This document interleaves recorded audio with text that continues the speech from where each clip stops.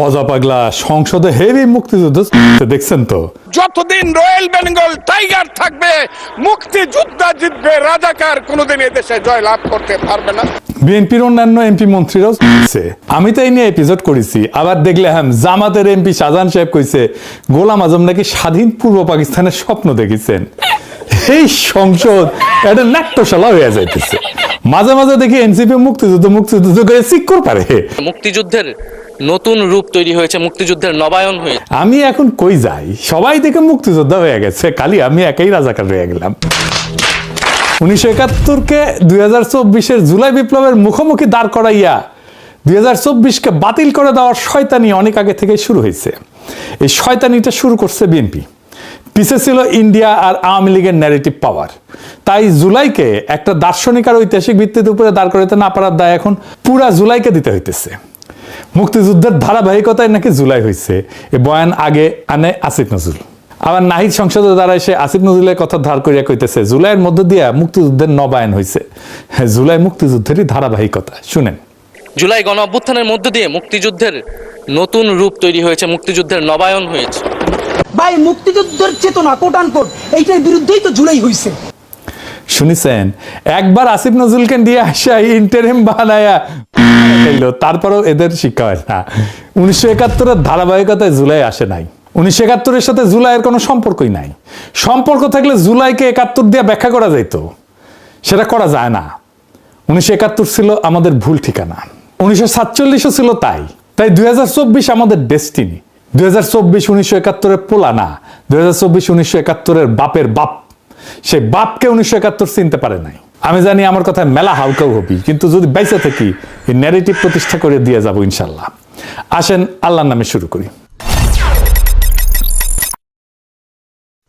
16 জুলাই 2024 রংপুর বেগম রোকেয়া বিশ্ববিদ্যালয়ের সামনের রাস্তায় একটা ছেলে দাঁড়াইছে, হাতে শুধু একটা লাঠি, সামনে পুলিশ, শটগান উঁচায়, কয়েক গজ দূরত্ব মাত্র। ছেলেটা পিছায় না, উল্টা সামনে আগায় যায়, দুই হাত ছড়ায় দেয়, বুক চিতায় দাঁড়ায়।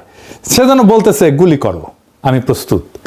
ঠিক কিনা? তাই তো, পুলিশ গুলি করলো। প্রথম গুলি ছেলেটা টললো না, দ্বিতীয় গুলি ছেলেটা মাটিতে পড়লো। আবু সাইদ, বয়স মাত্র 22।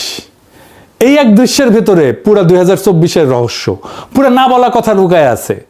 আবু সাইদ মরতে যায় নাই, সে জীবন দিতে গেছিল। মরতে যাওয়া আর জীবন দিতে যাওয়া দুইটা এক জিনিস না। মরতে যাওয়া বলতে কি বুঝি? রাস্তায় বাস উল্টায় মানুষ মারা যায়, রোগে মানুষ মারা যায়, ছিনতাইকারীদের ছুরিতে মানুষ মারা যায়। 71-এ পাকিস্তানি বাহিনীর হাতে গ্রামে গ্রামে মানুষ মারা গেছে, কেউ ঘরের ভেতরে, কেউ পালাইতে গিয়া, কেউ স্ত্রী সন্তান বাঁচাইতে গিয়া, এসব মৃত্যু। কিন্তু কেউই মরতে যায় নাই, তারা বাঁচতেই চাইছেন, মৃত্যু আইসা পড়ছে। এমনকি 1971-এর রণাঙ্গনের মুক্তিযোদ্ধারাও, যিনি অস্ত্র হাতে যুদ্ধে গেছিলেন, তিনিও বাঁচার আশায় গেছিলেন, জিতে ফিরে আসবো এই ভরসায়। গুলি লাগলে শহীদ, কিন্তু গুলি না লাগলে ফিরে আসবো, আমার দেশ পাবো, আমার পরিবার পাবো। যুদ্ধে গেছেন কিন্তু মরতে যান নাই। জীবন দেওয়া সম্পূর্ণ আলাদা জিনিস। জীবন দেওয়া মানে আপনি জানেন আপনি ফিরবেন না, আপনি জানেন এই কাজটা আপনার জীবন দিয়ে শেষ হবে, আর আপনি সেটা মেনে নিয়েই দাঁড়াইছেন। জুলাইয়ের শহীদেরা সবাই এই জিনিস করছে। মুগ্ধ যখন গুলির মুখে পানি বিতরণ করতেছে, সে জানতো পরের গুলি তার গায়ে লাগতে পারে। ফায়াজ যখন বুক চিতাইছে, জানতো। ওয়াসিম, অনেক, সাজিদ সবাই জানতো এই ছেলেরা বাঁচতে যায় নাই, তারা জীবন দিতে গেছে। তাহলে আবু সাইদ আলাদা কেন? আবু সাইদ এই জীবন দেওয়ার দৃশ্যটা আমাদের দেখাই দিলেন সবার আগে, সবচেয়ে স্পষ্টভাবে। হাত ছড়ানো, বুক উন্মুক্ত, গুলির মুখে স্থির। ভিডিও আছে, ছবি আছে। ওই ছবিটা একটা দলিল, ওই ভিডিওটা একটা দলিল। ওই ছবিটা শাহাদাতের ব্যাকরণ শিখাইছে, গ্রামার শিখাইছে। ওই ছবিটা দেখে কোটি মানুষ বুঝছে এইভাবে দাঁড়াইতে হয়। তিনি জুলাইয়ের প্রথম শহীদ না, তিনি জুলাইয়ের সবচেয়ে দৃশ্যমান শহীদ। তার শাহাদাত শুধু একার সাক্ষ্য না, সেটা পুরা জুলাইয়ের সাক্ষ্যকে দৃশ্যমান করছে। এই জন্য তার কথা বললে সব শহীদের কথা বলা হয়। আর এই প্রশ্নটাই জরুরি যে এই ছেলেরা জীবন দিতে গেল কেন? কি এমন কথা ছিল তাদের যা শুধু রক্ত দিয়ে বলা যায়? এই প্রশ্নের উত্তরেই লুকায় আছে পুরা 2024, পুরা জুলাই। 2024-এর নিরস্ত্র প্রতিরোধ আর শাহাদাত, এই দুইটার তফাৎ কি? তফাৎটা শুধু কৌশলের না, তফাৎটা অস্তিত্বের। অস্ত্র হাতে যুদ্ধ মানে কি? মানে আমার ক্ষমতা আছে, তোমারও ক্ষমতা আছে, দেখি কে জেতে। এটা ক্ষমতার লড়াই। আমার গুলি বরং তোমার গুলি, আমার সেনা বরং তোমার সেনা। এই যুদ্ধে আমি যদি জিতি, আমি তোমার রাষ্ট্রের জায়গায় আমার রাষ্ট্রকে বসাবো। কাঠামো এক, শুধু মালিক বদল। এটাই হয়েছে 1971-এ। আমরা পাকিস্তানি সেনাকে অস্ত্র দিয়ে হারাইছি, নিজেরা পারি নাই যদিও, ভারতীয় সেনাদের ডাইকে আনছি, আমরা জিতছি যাই হোক, কিন্তু আমরা জিতে কি পাইছি? পাকিস্তানি কাঠামো, শুধু মালিক বদলাইছে। কেন? কারণ অস্ত্র দিয়ে আপনি ক্ষমতা বদলাইতে পারেন, কাঠামো তো বদলাইতে পারেন না। পাকিস্তান আমলে কোন কাঠামোটা বদলাইছে বলেন? কোনোটাই বদলায় নাই।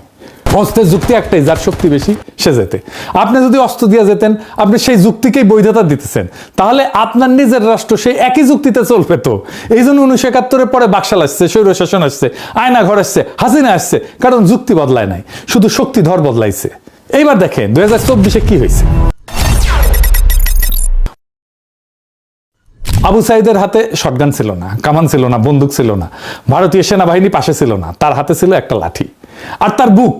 ক্ষমতার হিসাবে এটা একটা অসম যুদ্ধ। আবু সাইদের জেতার কোনো সম্ভাবনা ছিল না, কিন্তু আবু সাইদ জেতার জন্য তো দাঁড়ায় নাই, তিনি দাঁড়াইছিলেন সাক্ষ্য দিতে। অনেকে বলবে এটাই তো গান্ধীর অহিংসা, নিরস্ত্র প্রতিরোধ।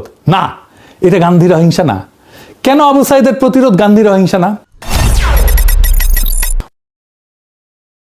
গান্ধীর অহিংসা ছিল একটা কৌশল। উনি বুঝছিলেন যে ব্রিটিশের অস্ত্র আছে, আমাদের নাই, তাই অস্ত্রের লড়াইয়ে যাব না, বরং নৈতিক চাপ দিয়া ব্রিটিশকে লজ্জায় ফেলবো। সেজন্য অনশনে যাইতো। গান্ধী বলতো না মরতে আসছি, বলতো জেলে যাব, অনশন করব, লজ্জা দিব। তো আবু সাইদ এটা করেন নাই, তিনি গেছেন সাক্ষ্য দিতে, শাহাদাত বরণ করতে। গান্ধী রাষ্ট্রের ন্যায় বিচার চ্যালেঞ্জ করতেছেন, আবু সাইদ রাষ্ট্রের সার্বভৌমত্বের ধারণাকে চ্যালেঞ্জ করতেছেন। প্রথমটা সংস্কারের দাবি, দ্বিতীয়টা কাঠামো ভাঙার দাবি। এইখানেই 2024 আলাদা। এই জন্য গান্ধীর ভারত আজকেও ব্রিটিশ কাঠামোতে চলে। সংসদ ভবন ব্রিটিশ, আইন ব্রিটিশ, আমলাতন্ত্র ব্রিটিশ, শুধু সাদা চামড়ার জায়গায় বাদামি চামড়া। কিন্তু 2024-এর শাহাদাত হাসিনার কাঠামোর বৈধতাকে ধ্বংস করে দিছে। শাহাদাত মানে কি? শুধু জীবন দেওয়া? শাহাদাত 3 অর্থের একটা শব্দ। শাহাদাত শব্দের 3টা অর্থ। প্রথম অর্থ সাক্ষ্য দেওয়া। একজন মুসলমান যখন বলে আশহাদু আল্লাহ ইলাহা ইল্লাল্লাহ, সে তখন সাক্ষ্য দিতেছে আল্লাহ ছাড়া কোনো উপাস্য নাই। দ্বিতীয় অর্থ সত্যের পক্ষে দাঁড়ানো, শুধু মুখে বলা না, শরীর দিয়ে দাঁড়ানো। তৃতীয় অর্থ মৃত্যু, যখন সাক্ষ্য রাখার জন্য জীবন দিতে হয়, সেই সাক্ষ্যদাতা হন শহীদ। শাহাদাত মানে এমন এক সাক্ষ্য যা শরীর দিয়ে লেখা, রক্ত দিয়ে লেখা। আবু সাইদ যখন বুক চিতায় দাঁড়াইলো, তার শরীর ছিল কলম, তার রক্ত ছিল কালি। সে লিখতেছিল একটা বাক্য যেটা মোছা যাবে না। কোন বাক্য লিখতেছিল তাহলে আবু সাইদ? লিখছে তোমাদের রাষ্ট্র চূড়ান্ত না, তোমাদের গুলি চূড়ান্ত না, তার উপরে একজন আছেন, তার কাছ থেকে হিসাব হবে। এই বাক্য নতুন না, এই বাক্য তিতুমিল লিখছিলেন নারকেল বাড়িয়ায়, দুদুমিয়ার ফাড়ায় যে কৃষকেরা লিখছিলেন জমিদারের লাঠির সামনে। আর এই বাক্য আবু সাইদ লিখলেন 2024-এ রংপুরের রাজপথে। আবু সাইদ এক মুহূর্তে সে দীর্ঘ সিলসিলা গিয়া দাঁড়াইলেন, আর রাষ্ট্র ওই মানুষটাকে আটকাইতে পারলো না। তার পথ ধরে আবাবিলের মতো আসলো লাখো লাখো কোটিতে কোটিতে তরুণ। রাষ্ট্র কেন এই মানুষটাকে আটকাইতে পারে না? আধুনিক রাষ্ট্র মানুষকে নিয়ন্ত্রণ করে 2টা জিনিস দিয়ে, ভয় আর লোভ। ভয় মারতে পারে, জেলে পুরতে পারে, পরিবার ধ্বংস করতে পারে, গুম করে ফেলতে পারে, তাই চুপ থাকো। লোভ চাকরি দেবে, ঠিকাদারি দেবে, ব্যাংক লুট করতে দেবে, তাই বশ্যতা স্বীকার করো। এনে 2 যন্ত্র দিয়ে হাসিনা 15 বছর চলছে। কিন্তু আবু সাইদ যখন বুক পাইতে দাঁড়াইলো, সেই মুহূর্তে রাষ্ট্রে পুরো যন্ত্র অচল। কেন? কারণ যে বিশ্বাস করে মরলে শহীদ, জান্নাতে যাব, তার উপরে ভয়ের কোনো ক্ষমতা নাই তো। যে বিশ্বাস করে এই দুনিয়ার চাকরি, প্রমোশন, প্লট সব অর্থহীন, আসল হিসাব আখিরাতে, তার উপরে লোভের কোনো ক্ষমতা নাই। রাষ্ট্রের হাতে আর কোনো অস্ত্র নাই। এটাই বাঙ্গু এলিটকে সবচেয়ে বেশি কাঁপাইছে। বাকশাল তাদের কাঁপায় নাই, আয়নাঘর তাদের কাঁপায় নাই, হাসিনার শাসন তাদের কাঁপায় নাই, 1/11 তাদের কাঁপায় নাই, ভারতীয় আধিপত্যবাদ তাদের কাঁপায় নাই। যা কাঁপাইছে তরুণদের সে আত্মসমর্পণের দৃশ্য। কার কাছে আত্মসমর্পণ? রাষ্ট্রের কাছে না, আল্লাহর কাছে। জার্মান আইন দার্শনিক কার্ল স্মিথ 1922 সালে বললেন আধুনিক রাষ্ট্রের সব ধারণায় আসলে চুরি করা থিওলজি। আধুনিক রাষ্ট্রের একটা ধারণা আছে সোভারেন, সার্বভৌম, চূড়ান্ত রাষ্ট্র, চূড়ান্ত সার্বভৌম, যার উপরে কেউ নাই। এটা আল্লাহর গুণাবলী থেকে চুরি করা। আরেকটা ধারণা আছে স্টেট অফ এক্সেপশন, জরুরি অবস্থা। রাষ্ট্র বলে আজ আইন কাজ করবে না, সংবিধান স্থগিত, আমার ইচ্ছায় চলবে, এটাই চলবে। এটাই সার্বভৌমত্ব, এটাই সবচেয়ে বড় চুরি। ভাবেন, মুসা নবীর সামনে সাগর 2 ভাগ হয়েছিল কেন? কারণ আল্লাহ চাইছিলেন।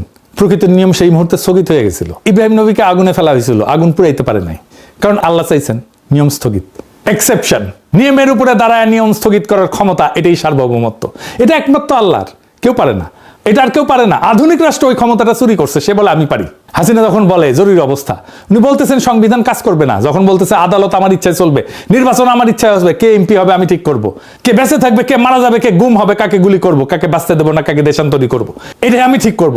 সে তখন নিজেকে আল্লাহর জায়গায় বসাইতেছে। তিনি বলতেছেন নিয়ম স্থগিত করার ক্ষমতা আমার, এই ক্ষমতা মানুষের না, এই ক্ষমতা রাষ্ট্রের না, এই ক্ষমতা একমাত্র আল্লাহর। আর সবচেয়ে গভীর চুরি দিন আর দুনিয়ার বিভাজন। রাষ্ট্র বলে ধর্ম প্রাইভেট, রাজনীতি পাবলিক, মসজিদ একটা জায়গা, রাজপথ আর একটা। ইসলাম বলে দিন আর দুনিয়া আলাদা না, একই। পাকিস্তান এই চুরির উত্তরাধিকারী, বাংলাদেশে এই চুরির উত্তরাধিকারী, হাসিনার রাষ্ট্র এই চুরির উত্তরাধিকারী। আবু সাইদ বুক পেতে দাঁড়ানো সেই দাবিকে এক লহমায় চুরমার করে দিল। সে বলল তুমি চূড়ান্ত না, তোমার রাজপথ মসজিদ বিভাজন আমরা মানি না। এই এক বিশ্বাসে পুরো রাষ্ট্রের ভিত্তি কাঁপলো। হাসিনা পলাইলো। তারেক রহমান বলছিল শহীদরা শুধুমাত্র একটা সংখ্যা না, একটা প্রাণের সমাপ্তির অর্থ হইল একটা পরিবারের মৃত্যু, একটা স্বপ্ন এবং সম্ভাবনার অবসান। আসলে কি শহীদের মৃত্যু স্বপ্ন আর সম্ভাবনার অবসান? শহীদরা মরে না, না, শহীদরা মরে না, সে মহাজীবনে যায়। কিভাবে? কোরআনে একটা আয়াত আছে, আপনারা জানেন, আল্লাহর পথে যারা নিহত হয় তাদের মৃত বলো না, বরং তারা জীবিত। কিন্তু তোমরা তা বুঝতে পারো না। এটা শুধু ধর্মীয় সান্ত্বনা না, এটা অস্তিত্বের সত্য। আমাদের সাধারণ জীবন কি? জন্ম, খাওয়া, বাঁচা, কাজ, বার্ধক্য, মৃত্যু, শেষ, মাটির নিচে পৌঁছে যাওয়া। কিন্তু শহীদের জীবন আলাদা। শহীদের মৃত্যুর মুহূর্তে সে এক সাধারণ জীবন থেকে বাইর হয়, এক মহাজীবনে প্রবেশ করে। সে মহাজীবন যাই ডেল্টার মাটিতে গাথা। জাতি তুমির জীবন, জাহাজি শরীয়তুল্লাহর জীবন, যিনি 1831-এ নারকেলবাড়িয়ার বাঁশের কেল্লায় ব্রিটিশ কামানের গোলার সামনে বুক পেতে দিছিলেন।